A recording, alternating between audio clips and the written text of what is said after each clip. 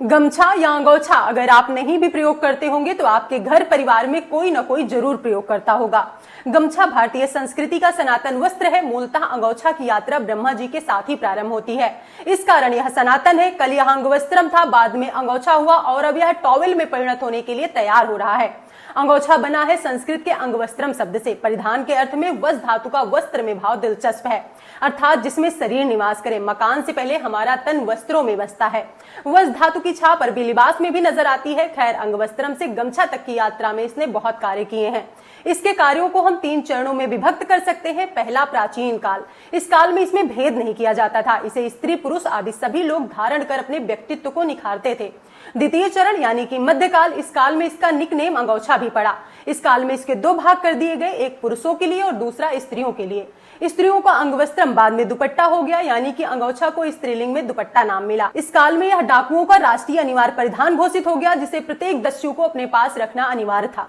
इस काल में इस पर चदरिया झीनी रे झीनी की उपमा देकर आरोप भी लगाया गया।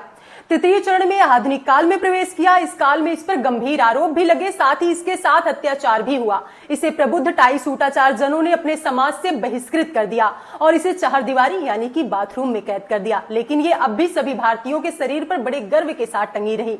यदि इसके फुटकर कृतित्व एवं व्यक्तित्व पर प्रकाश डाले तो यह सामाजिक रूप से बहुत ही महत्वपूर्ण परिधान है। अपने आकार व व्यवहार के अनुसार ये व्यक्तित्व भी बदल लेता है। पगड़ी में यह लंबरदार वाली भावना को जागृत करता है, तो बांधकर चेहरा ढकने पर यह चंबल के दस्यु जैसी फीलिंग को भी धमनियों में प्रवाहित करती है। बिना प्रेस के कंधे पर दोनों तरफ डालने पर यह सेवक की भावना पैदा करता है, तो वहीं प्रेस करके डालने पर यह नेता की फीलिंग पैदा करता है। इसके महत्व की बात करें तो साहित्यकारों में इसका बड़ा महत्व है। यदि किसी गोष्ठी वगैरह में अंगवस्त्रम नहीं मिला तो आचार्यों की नजर में वह गोष्ठी शमशान के समान है। लेकिन अधिकतर दान में मिले अंगोछा कबीर के चदरिया झीनी रे झीनी के बहुत करीब पाए जाते हैं।